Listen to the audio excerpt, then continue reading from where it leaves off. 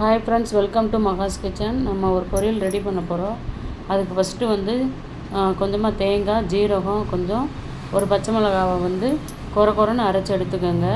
இது ரொம்ப நைஸாக அரைக்க வேணாம். இந்த மாதிரி பதத்துக்கு கொரன்னு அரைச்சி எடுத்து வச்சுக்கோங்க. இந்த பொரியல் வந்து ஹெல்த்தியான பொரியல் தான். அது என்ன அப்படின்னா பீட்ரூட் பொரியல் தான். பீட்ரூட் வந்து ஃபஸ்ட்டு வேக வச்சு எடுத்துக்கலாம். கட் பண்ணி வேக வச்சு எடுத்துக்கோங்க. ரொம்ப வேக வச்சிடாதீங்க. கொஞ்சம் ஒரு 3/4 பதத்துக்கு வேக வச்சு எடுத்தீங்க அப்படின்னா கரெக்டாக இருக்கும். இந்த காய் வந்து இந்த மாதிரி வேக வச்சு செய்யும்போது இதோட டேஸ்ட்டு வேறு மாதிரி இருக்கும், நல்லாவும் இருக்கும். ஏன்னா நம்ம அதிகமாக எண்ணெய் சேர்க்க மாட்டோம் இல்லையா, அதனால இது நல்லா அருமையான டேஸ்ட்டாக இருக்கும். நீங்கள் ஒரு தடவை ட்ரை பண்ணி பாருங்கள். இது நல்லா ஹெல்த்தியானது வேறு.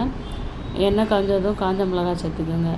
அது கூட கொஞ்சமாக உளுத்தம்பருப்பு சேர்த்துக்கோங்க. ஒரு 1/2 டீஸ்பூன் சேர்த்துக்கோங்க.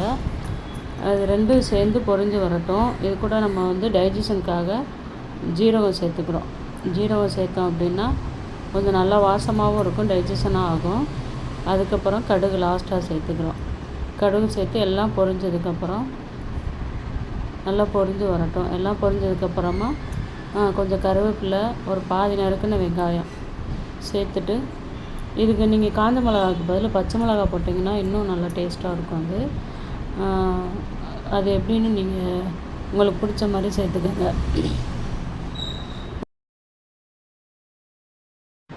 இப்போ பார்த்தீங்க அப்படின்னா நம்ம ஏற்கனவே அரைச்ச அந்த தேங்காய் பேஸ்ட் எல்லாத்தையும் சேர்த்து முன்னாடியே வதக்கிடுங்க. நல்லா வதக்கி பச்சை வாசனை எல்லாம் போகட்டும். அதுக்கப்புறம் நீங்கள் அந்த காயை கொட்டி கிளறினீங்க அப்படின்னா நல்லாயிருக்கும்.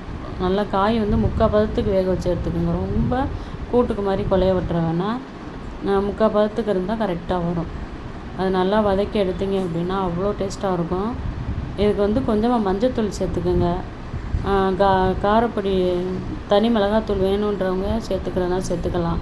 நம்ம வந்து பச்சை மிளகாய் சேர்த்து அரைச்சிருக்கோம், அதுக்கேற்ற மாதிரி நம்ம காரத்தை பார்த்து சேர்த்துக்கலாம். அவ்வளோ அருமையாக இருக்கும் இந்த பொரியல். ஒரே ஒரு தடவை ட்ரை பண்ணி பாருங்கள், ரொம்ப நல்லாயிருக்கும். அவ்வளோதான். நம்ம வீடியோ நிறையா பேர் பார்க்குறவங்க எல்லாருமே அன்சப்ஸ்கிரைபராக தான் இருக்கீங்க. தயவுசெய்து சப்ஸ்கிரைப் பண்ணவங்களும் நம்ம வீடியோ பார்த்து லைக் பண்ணுங்கள். இப்போ கொஞ்சமாக உப்பு சேர்த்துருக்கேன். காய் வேக வைக்கும்போது நம்ம உப்பு சேர்த்துருக்கோம், பார்த்து கவனமாக சேர்த்துக்கோங்க.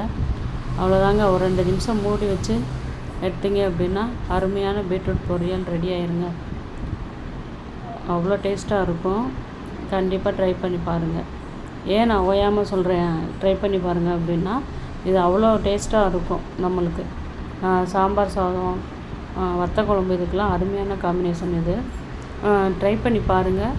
பிடிச்சிருந்தா லைக் பண்ணுங்கள், சப்ஸ்கிரைப் பண்ணுங்கள், கமெண்ட் பண்ணுங்கள். தேங்க்யூ ஃபார் வாட்சிங்.